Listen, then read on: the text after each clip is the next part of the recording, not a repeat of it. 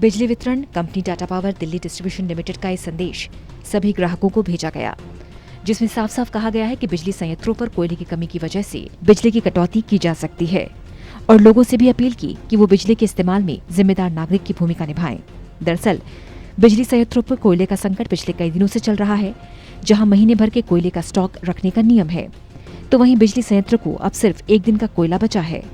मामले की नजाकत को देखते हुए दिल्ली के मुख्यमंत्री अरविंद केजरीवाल ने प्रधानमंत्री को खत लिखकर मामले में हस्तक्षेप की अपील की है।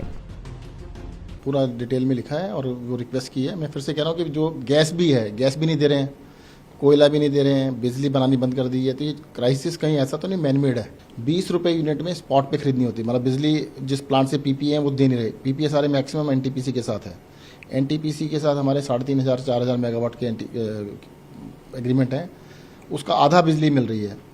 बाकी बिजली अगर हमें बाहर से खरीदनी हो तो 20 रुपये यूनिट का रेट चल रहा है आजकल, वो बहुत ही खतरनाक है। देखिए अभी हम पूरी कोशिश कर रहे हैं कि किसी भी तरीके से कितनी भी महंगी बिजली खरीद के हम उसको पूरा करें, परंतु अगर महंगी पे भी नहीं देंगे, जैसे हमने 20 रुपये यूनिट में कह दिया खरीद लो, 20 रुपये यूनिट के अंदर भी शाम रोजाना बिडिंग होती है, 5 बजे पता लगता है दे रहे हैं या नहीं दे रहे हैं।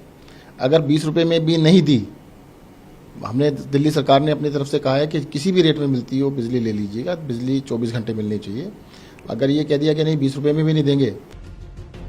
दिल्ली को एनटीपीसी दादरी 2 से 728 मेगावाट बिजली मिलती है, जबकि झज्जर प्लांट से 693 मेगावाट, डीवीसी से 300 मेगावाट, सिंगरौली प्लांट से 150 मेगावाट, जबकि मेजिया से 100 मेगावाट बिजली मिलती है।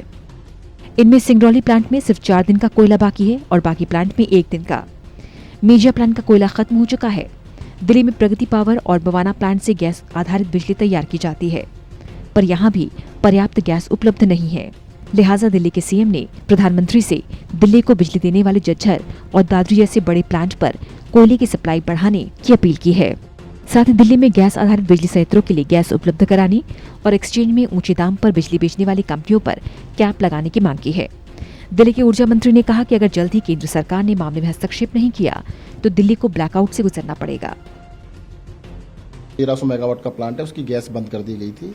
अभी केंद्र से बात हुई है, गैस दे रहे हैं, वो गैस से बिजली बनाने में 17 रुपये यूनिट पड़ रही है। फिर भी हमने कहा कि इसको प्लांट को चलाइएगा, 17 रुपये में भी हम बना के चला रहे हैं, तो 17 रुपये यूनिट में चला रहे हैं हम। अभी तो कहेंगे 2 दिन का तो क्राइसिस खत्म हो गया है, परंतु अगर बिजली बिल्कुल ही देना बंद कर देंगे, गैस भी नहीं देंगे, कोयला भी नहीं देंगे, तो दिक्कत आ सकती है। ऊपर वाला जाने, केंद्र सरकार अगर ये बना ले हम गैस भी नहीं देंगे, हम कोयला भी नहीं देंगे, तो पूरी दिल्ली में अगर कोटा फिक्स कर देंगे, इतनी ज़्यादा बिजली नहीं देंगे, तो देखना पड़ेगा।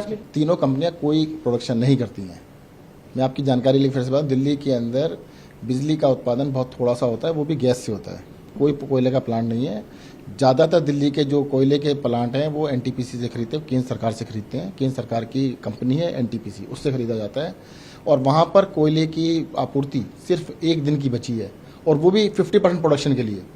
मेरी अपील है कि सारे प्लांट 100% कैपेसिटी पे चलाए जाएं, उनके पास कम से कम 1 महीने का नहीं तो 15 दिन का स्टॉक जरूर होना चाहिए। उसके लिए पावर फुटिंग पे काम करना चाहिए।